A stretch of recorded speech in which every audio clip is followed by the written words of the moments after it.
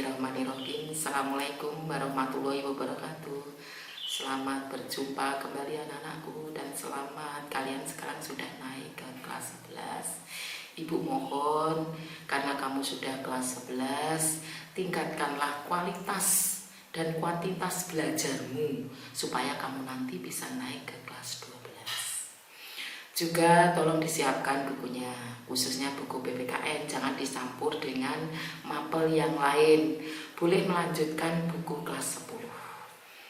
Kemudian anak-anakku, untuk yang mengajar atau mengampu, khususnya PPKN, itu tetap sama seperti tahun kemarin. Ada 4 bapak dan ibu guru. 1 saya sendiri, Ibu Supriyatin. Yang kedua adalah Bapak Handono. Yang ketiga Bapak Sunarto, dan yang keempat adalah Bapak Sugeng Gestono. Anak-anakku, kelas 10 tahun kemarin sudah Ibu jelaskan bahwa penilaian itu masih tetap juga. Pertama itu kaitan dengan absen, yang kedua itu adalah tugas-tugas, yang ketiga ulangan, baik itu ulangan semesteran maupun ulangan harian. Dan yang terakhir, yang terpenting itu adalah kepribadian atau perilaku. Sebelumnya anak-anakku, marilah kita berdoa bersama-sama supaya nanti di dalam pembelajaran ini tidak ada aral yang melintang. Marilah kita baca basmalah secara bersama-sama. Bismillahirrahmanirrahim. Mohon didengarkan penjelasan Ibu ya anak-anakku sayang. Untuk materi yang hari ini atau pertemuan pertama kali ini, kaitan dengan materinya adalah menganalisis pelanggaran HAM dalam perspektif Pancasila dalam kehidupan berbangsa dan bernegara.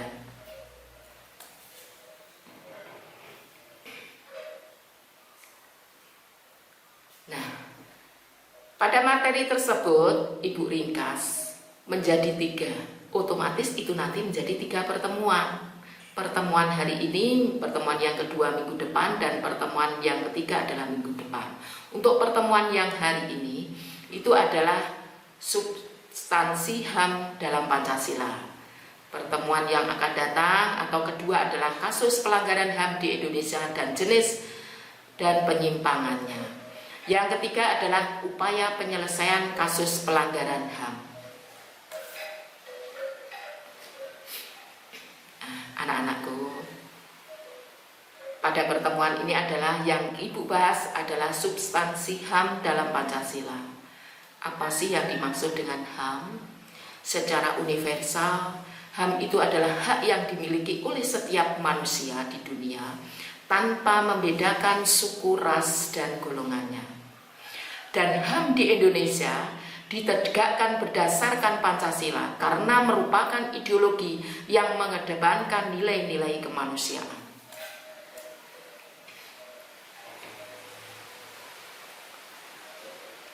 Kemudian kaitan dengan nilai-nilai Pancasila. Pancasila itu mempunyai 3 nilai. Yang pertama adalah nilai ideal, yang kedua nilai instrumental, yang ketiga adalah nilai praktis. Nilai ideal adalah nilai dasar yang berkaitan dengan hakikat 5 sila dalam Pancasila. Nilai instrumental adalah merupakan penjabaran dari 5 sila dalam Pancasila. Dan nilai praktis adalah merupakan realisasi dari nilai instrumental dalam kehidupan sehari-hari.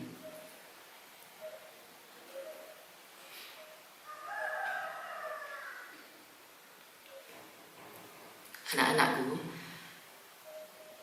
dalam hak asasi manusia ada 3 nilai tadi yang Ibu sudah jelaskan. Dari nilai-nilai ideal, sila-sila Pancasila akan Ibu jelaskan. Mulai dari sila yang pertama. Apa sih sila yang pertama? Ketuhanan Yang Maha Esa. Di dalamnya ada asasi manusia. 1. Kemerdekaan memeluk agama. 2. Kemerdekaan melaksanakan ibadah. 3. Menghormati perbedaan agama. Kemudian pada sila yang kedua, kemanusiaan yang adil dan beradab, ada 2. Hak asasi manusia. 1. Setiap warga negara berkedudukan yang sama. 2. Memiliki hak dan kewajiban yang sama serta mendapatkan jaminan dan perlindungan hukum. Sila yang ketiga, Persatuan Indonesia. Itu ada hak asasi manusia yang ada di dalamnya dua macam. 1. Rela berkorban dan menempatkan kepentingan bangsa dan negara di atas kepentingan pribadi maupun golongan. Yang kedua, bergaul dengan semangat persaudaraan sesuai prinsip hak asasi manusia. Sila yang keempat, kerakyatan yang dipimpin oleh hikmat kebijaksanaan dalam permusyawaratan perwakilan.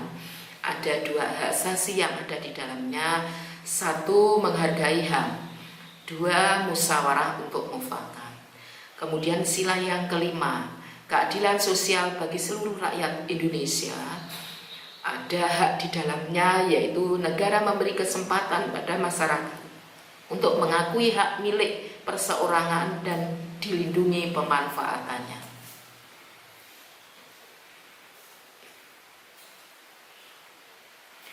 Berikut ini adalah HAM kaitan dengan nilai instrumental yang ada di dalam sila-sila Pancasila.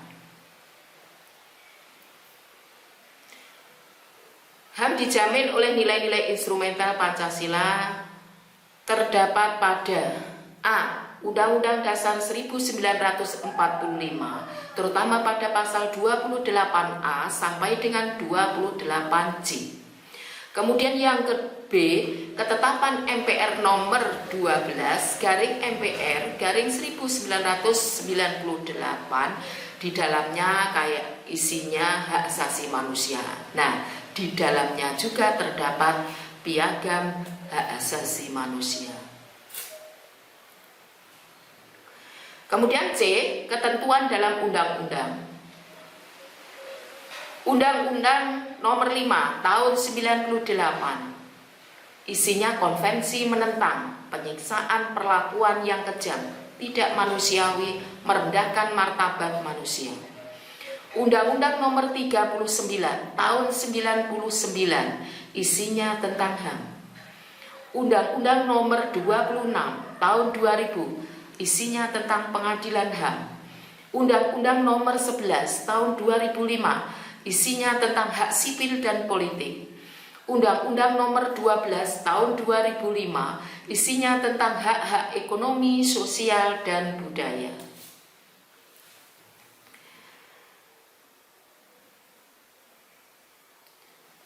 Kemudian yang D, peraturan pemerintah pengganti undang-undang atau Perpu nomor 1 tahun 1999 tentang pengadilan HAM.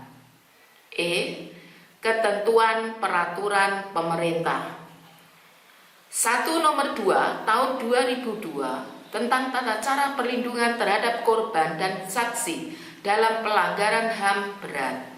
Nomor 2 nomor 3 tahun 2002 tentang kompensasi, restitusi, rehabilitasi terhadap korban pelanggaran HAM berat.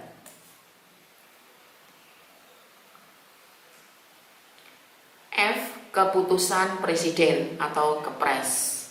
1. Keputusan Presiden nomor 50 tahun 1993 tentang Komisi Nasional HAM. Isinya, Keputusan Presiden nomor 83 tahun 1998 tentang pengesahan konvensi. Kedua, Keputusan Presiden nomor 87 tahun 1998 tentang kebebasan berserikat dan perlindungan untuk berorganisasi. 3. Keputusan Presiden nomor 31 tahun 2001 tentang pembentukan pengadilan HAM pada pengadilan pusat, berarti Jakarta, Surabaya, Medan, dan Makassar. 4.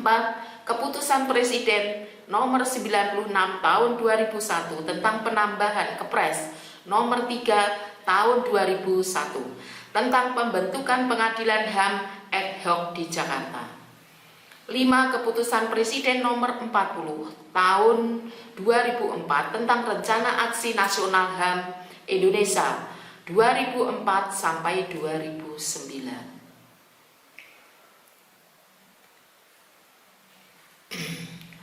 Kemudian anak-anakku, kaitan HAM yang terdapat pada nilai-nilai praktis pada Pancasila, sila pertama.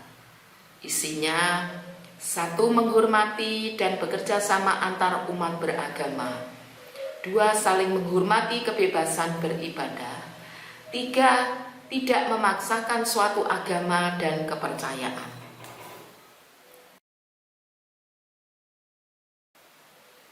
Pada Pancasila sila yang kedua, isinya: A. Persamaan derajat, hak, dan kewajiban. B. Mencintai sesama manusia. C. Tenggang rasa.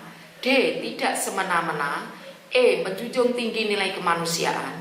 F. Membela kebenaran. G. Menghormati bekerja sama dengan bangsa lain.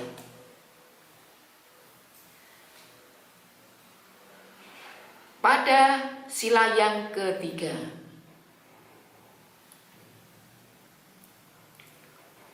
1. Menempatkan persatuan, kepentingan keselamatan bangsa dan negara di atas kepentingan pribadi dan golongan. 2. Rela berkorban. 3. Cinta tanah air dan bangsa.